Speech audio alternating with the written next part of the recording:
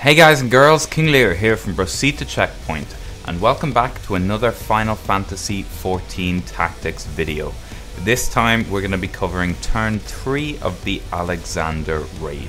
The boss in this fight is Living Liquid. He has a couple of different forms and a couple of different phases, but we're going to cover off in this video all the major mechanics that you need to be aware of to get this boss down. When the fight begins, he'll be in this human form. First thing to bear in mind is you want to stick behind the boss.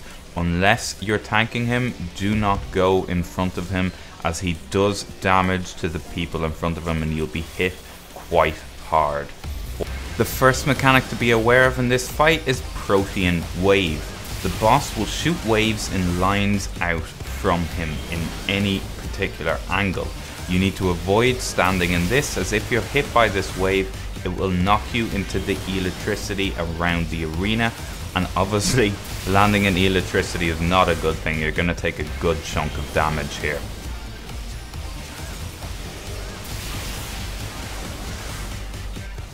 The next mechanic to be aware of is the boss's sluice ability.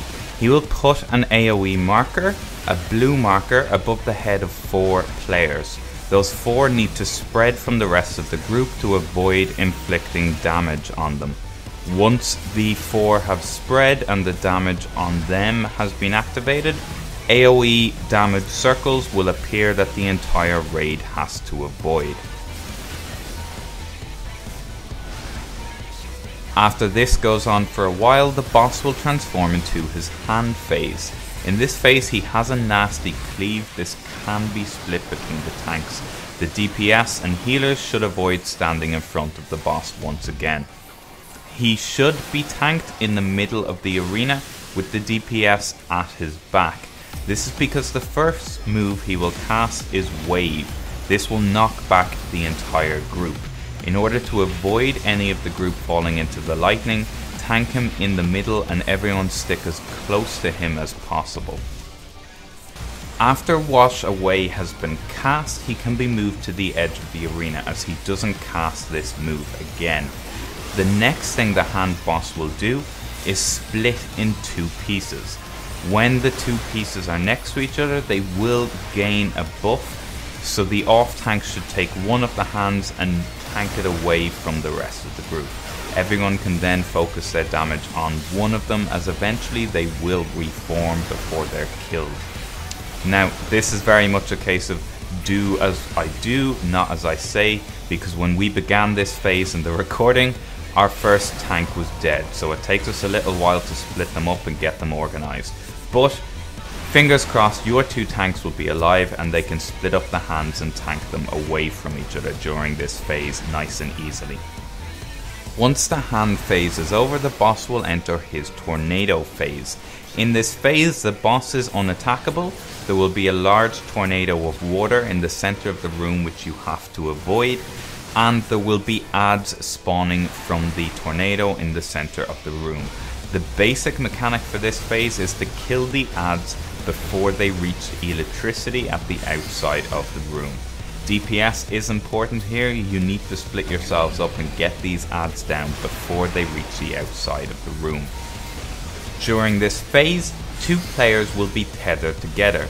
They will either have a positive symbol or a negative symbol above their heads. If the 2 players have the same type of symbol, then they need to move together in the center of the arena, or as close to it as possible with the tornado there, as they will be kicked back after a couple of seconds. If the 2 players have the opposite symbol, then they should move as far away from each other as possible to avoid damaging each other. So if you are tethered, have a look at the other player that's tethered. If they have the same symbol as you, then move towards them to the center of the arena. If they have the opposite to you, then spread out as far away as possible from the player.